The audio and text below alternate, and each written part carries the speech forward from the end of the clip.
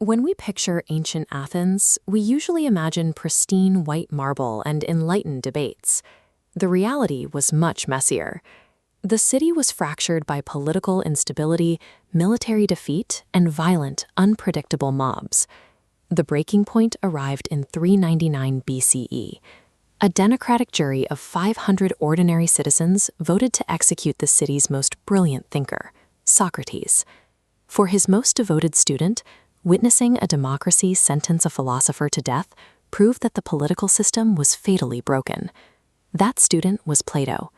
He looked at the politicians of his day and realized they were treating justice like a popularity contest. They ruled through manipulation and force, twisting the definitions of right and wrong to fit whoever currently held power. Plato needed to find an objective truth to anchor human society. His answer came in the form of the Republic. This text proposed a systematic redesign of human civilization, built to replace the flimsy opinions of politicians with the same certainty one might find in mathematics. To cure the state, Plato knew writing better laws would fail. He had to redefine the core concept of justice itself. He proposed that justice is an invisible structural order that must first exist inside the human mind before it can ever work in a society. Plato argued that true justice is a state of harmony.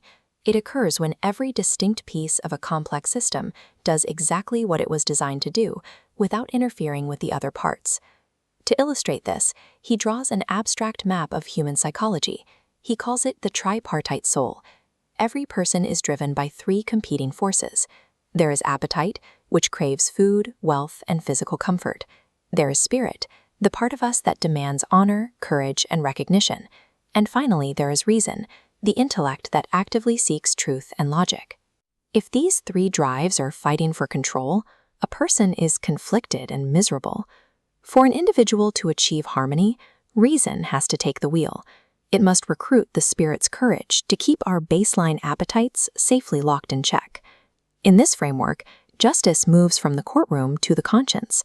A person's moral integrity is defined by this internal balance, independent of whether a city's laws even exist. Inspecting the invisible gears of a single human mind is difficult, so Plato scales the model up. He argues that a city is simply the human soul written in large letters. He maps his psychological model directly onto society, building his ideal state, the Calopolis, as a massive three-tiered pyramid. The appetite becomes the producers, the farmers, merchants, and artisans who generate wealth. Above them, the spirit becomes the auxiliaries, the warriors and police who protect the state. Each class operates with strict functional specialization. They stick entirely to their assigned jobs. Finally, reason takes the peak. These are the rulers. Because they possess advanced intellectual training and grasp absolute truths, what Plato calls the form of the good, they are the only ones equipped to govern. These are the philosopher kings. Plato leaves absolutely no room for compromise on this dynamic. He dictates that cities will never have rest from their evils until philosophers become kings, or until kings finally study philosophy. The macrocosm mirrors the microcosm. Justice is achieved solely when every class stays completely in its lane, obedient to the authority of intellect and reason. Designing a hierarchy on paper is one thing. Maintaining it across generations of actual people is another. For Callipolis to survive, Plato had to find a way to prevent the friction of human ambition from dismantling his rigid class structure. Plato answers with an exhaustive, state-controlled education system. It acts as a sorting mechanism, testing children through decades of physical and intellectual trials. The state assigns your class based on your natural aptitude, ignoring the wealth or status of your parents. But even education isn't enough to stop a ruling class from becoming corrupt. To prevent them from exploiting their power, Plato introduces a radical safeguard called the communism of guardians. He completely abolishes private property for the rulers and auxiliaries. They cannot own gold, build massive houses, or even engage in traditional marriages. They live entirely communally. By stripping away wealth and family loyalties, Plato leaves his leaders with nothing to care about except the success of the state. He engineered Callipolis like a precision machine, where removing personal interest was the only way to ensure the collective good. Looking closely at this perfectly engineered harmony, we have to ask a difficult question. Did Plato design a utopia, or did he draft the blueprints for an authoritarian nightmare? This rigid architecture invites a significant critique. By prioritizing the structural health of the whole, Plato's system essentially discards personal liberty, stripping the majority of citizens of a political voice. The model also relies on deep psychological determinism.